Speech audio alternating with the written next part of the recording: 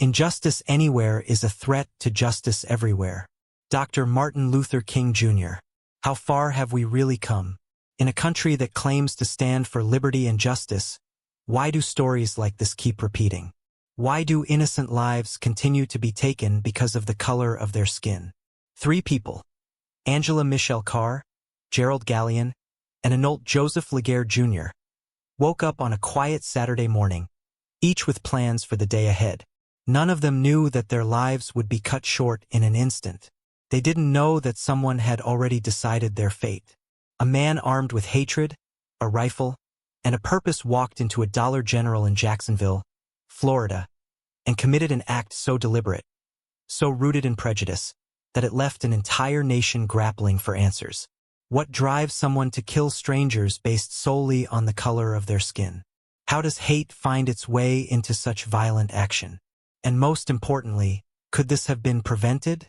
The answers are not as far removed as we might think. This is the story of a racially motivated attack that shattered lives, sent shockwaves through a community, and forced a nation to once again confront the uncomfortable truth about racism in America. Stay with us as we unravel the events of August 26, 2023, the lives that were taken, and the dark undercurrents that made it all possible.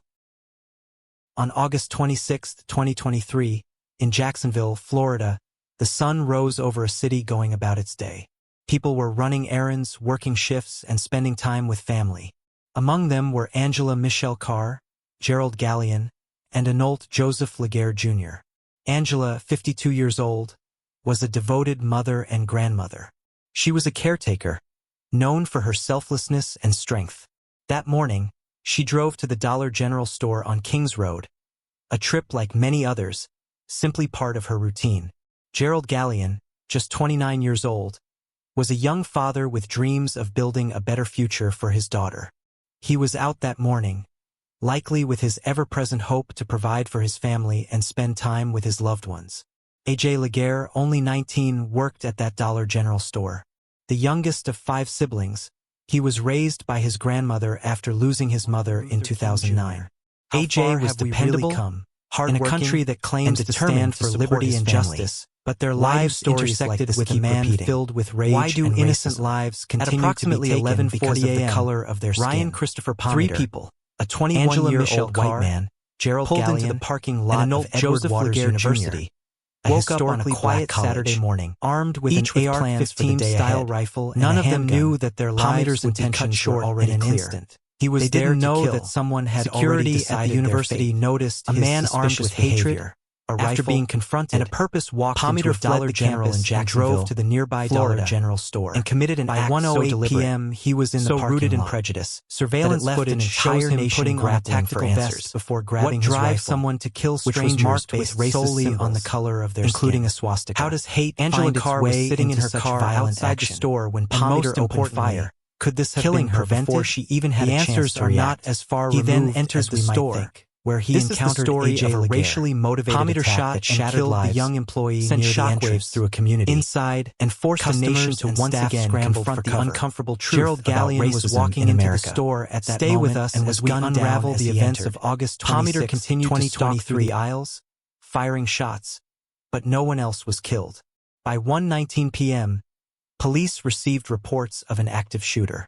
Officers quickly arrived at the scene, surrounding the store. At 1:25 p.m., after a brief standoff, Palmer turned the gun on himself, ending his life. When authorities entered the building, they found a scene of devastation.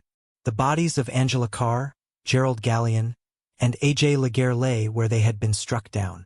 Shoppers huddled in fear, and the store bore the marks of a violent rampage.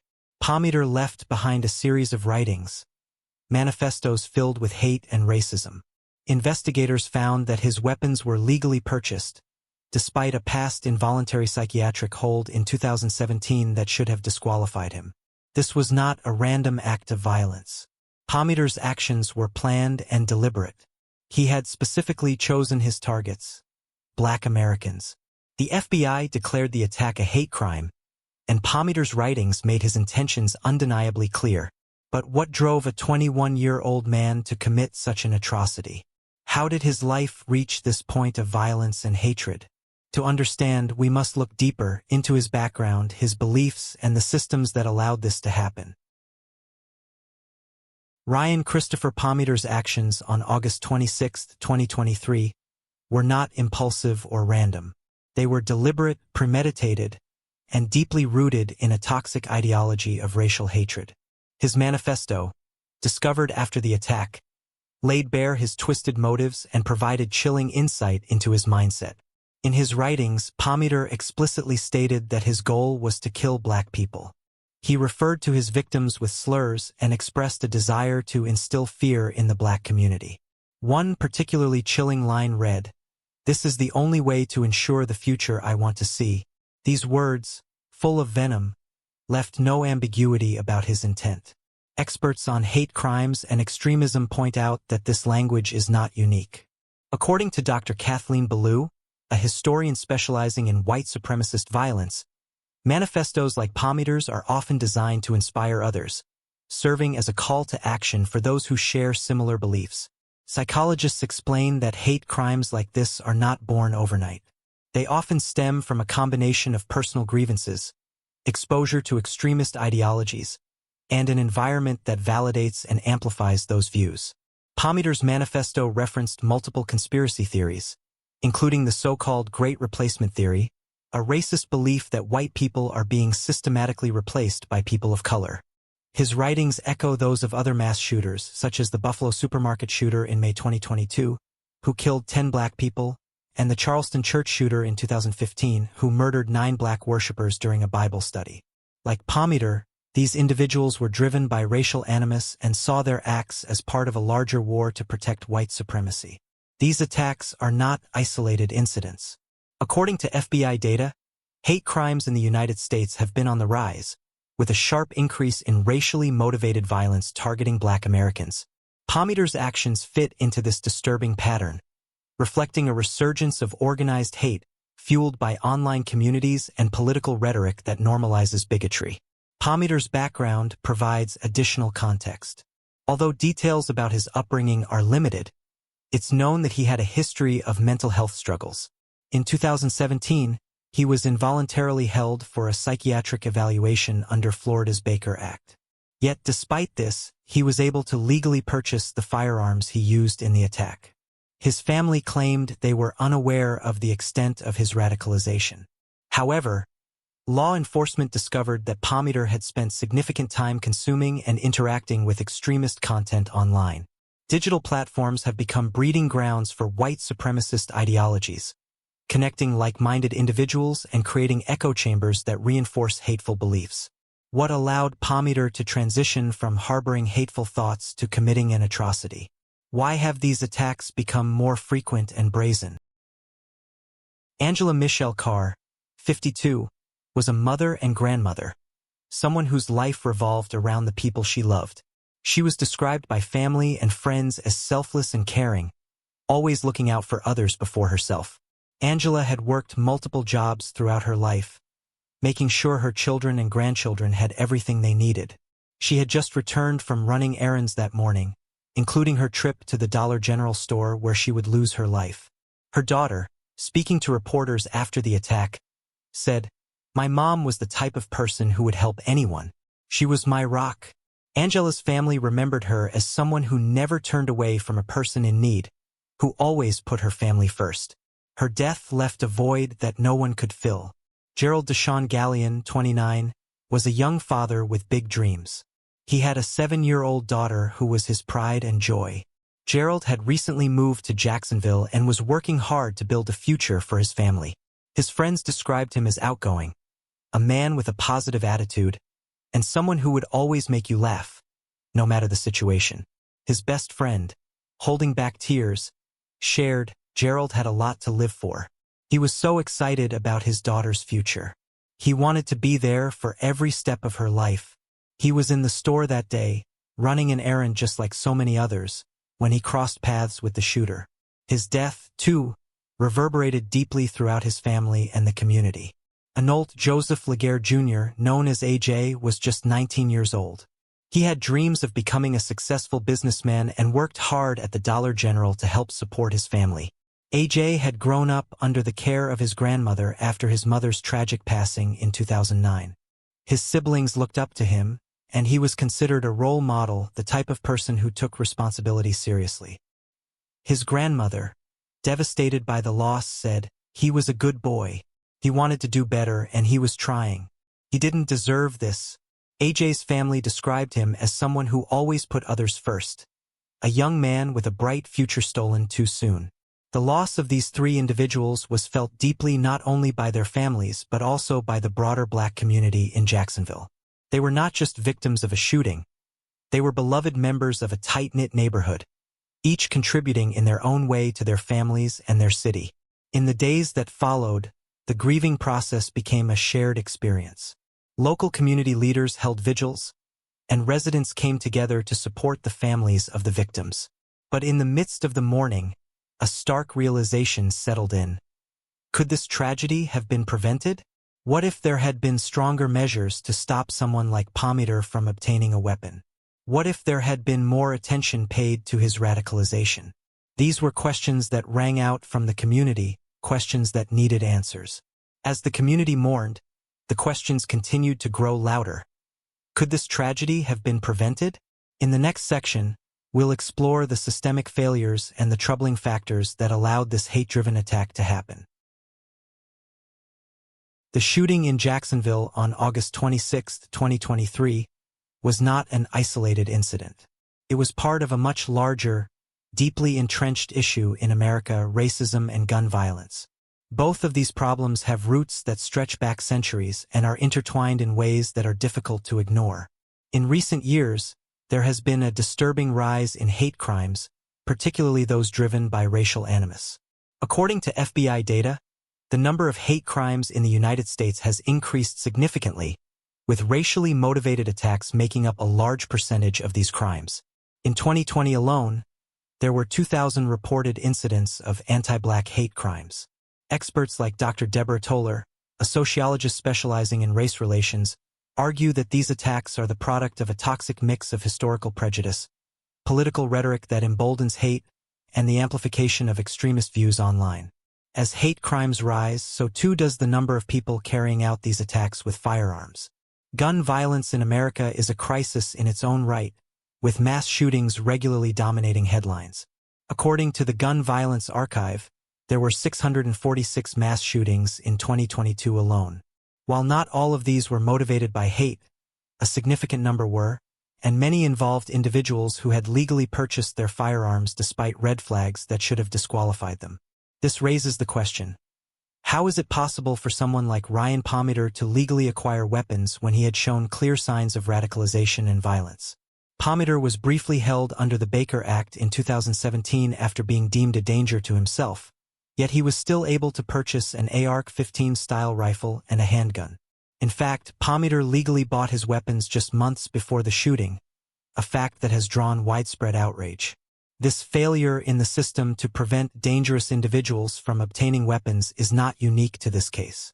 It is part of a broader issue in America, where access to firearms remains far too easy, and regulations to stop individuals with violent tendencies or extremist views from obtaining them are often lacking or ignored. But the issues do not stop with gun access. The proliferation of hate speech, particularly online, has been a catalyst for violence. In Palmiter's case, investigators found that he had consumed extremist content, including racist forums and videos, before carrying out the attack. The internet has become a breeding ground for radical ideologies, with platforms allowing hate groups to organize, recruit, and spread their messages of violence without significant intervention. This is a failure not just of law enforcement but also of tech companies, who have allowed these platforms to thrive. While steps have been taken to curb hate speech and extremist content online, many experts argue that more aggressive action is needed. Dr. Mark Potok, a former senior fellow at the Southern Poverty Law Center, explained, "We've seen the consequences of allowing these ideologies to fester online. Until we treat hate speech as the public danger it is, we will continue to see these acts of violence." The shooting in Jacksonville left a community shattered and questioning the systems in place to prevent such a tragedy. But it also ignited a powerful call for change, one that demands more stringent regulations, stronger interventions, and a reckoning with the deep-rooted issues of racism and gun violence in America. The question now is, will this be the turning point? Or will we continue to see more lives lost to hatred and extremism? In the aftermath of the Jacksonville shooting, the city was gripped by grief, but it also found strength in solidarity.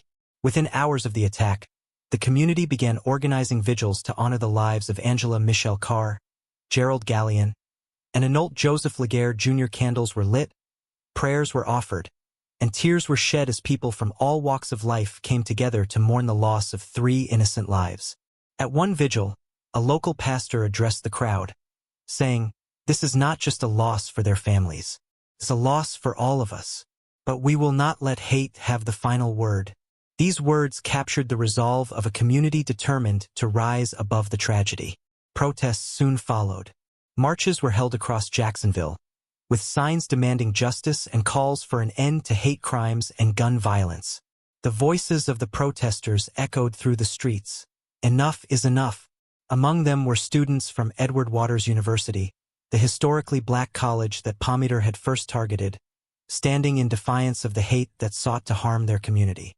Jacksonville's leaders also stepped forward. Local organizations launched initiatives aimed at combating racism and promoting unity. Community leaders called for systemic changes, including stricter gun laws and stronger measures to address hate speech. Mayor Donna Deegan declared, "This tragedy has shown us the worst of humanity, but it has also brought out the best in us. We will honor the victims by fighting for a better future." The resilience of Jacksonville's black community was especially evident. Churches opened their doors to grieving families, offering comfort and support. Community centers became hubs for discussions about how to move forward, not just with healing, but with actionable steps to ensure this never happens again. In addition to the local response, national attention poured in. Civil rights organizations like the NAACP condemned the attack and urged policymakers to confront the growing threat of racially motivated violence. Advocates emphasized that honoring the victims required more than words. It required tangible change. As the community united in grief and determination, the families of the victims became a source of inspiration. Jerrald Gallion's sister spoke at a vigil, her voice breaking but resolute. "We will not let hate define us. We will honor their memories by standing together." The shooting was a painful reminder of the racism that still exists in America, but Jacksonville showed that even in the face of such hatred, unity and resilience could prevail. This story is not just about tragedy. It is about the strength of a community and the enduring fight for justice and equality. The memories of Angela, Jerrald, and AJ will live on, not just in the hearts of those who knew them, but in the collective determination to build a society where no one has to fear for their life because of the color of their skin. As we close this chapter, we are left with a challenge. What will we do to ensure that hate never wins? Will equality ever be achieved? Will an African-American boy born in Florida ever have the same opportunities, safety, and acceptance as a white boy born in Texas? These questions weigh heavily on the minds of millions, especially in the wake of tragedies like the Jacksonville shooting. This attack wasn't just an assault on 3 individuals. It was an assault on the values of equality, justice, and humanity itself. It exposed the deep cracks in a society still grappling with racism and extremism. While progress has been made, events like this remind us how far we still have to go. The fight against hate is not one that can be won overnight, nor is it one that can be fought in isolation. It requires collective action, individuals standing together, communities raising their voices, and leaders enacting meaningful change. It requires all of us to recognize that silence in the face of racism is complicity. As we reflect on this tragedy, let us remember Angela Michelle Carr, Jerrald Gallion, and Anolt Joseph Laguerre Jr., not just as victims but as reminders of the work we must continue to do. Their lives were stolen by hate, but their memories can inspire us to strive for a world where no one is judged by the color of their skin. Now is the time to educate ourselves, to challenge hate wherever we see it, and to support initiatives that promote equity, inclusion, and understanding. Small steps can lead to big changes, but it starts with each of us. If you found this story powerful and believe that more people need to hear it, please like this video, share it with your friends and family, and subscribe to our channel for more content that delves into the stories that matter. But most importantly, we want to hear from you. What do you think needs to change to prevent tragedies like this? What actions can communities and individuals take to combat hate? Let us know in the comments below. Your voice matters in this conversation. Together, we can ensure that the lives lost are not forgotten and that the fight for equality and justice continues.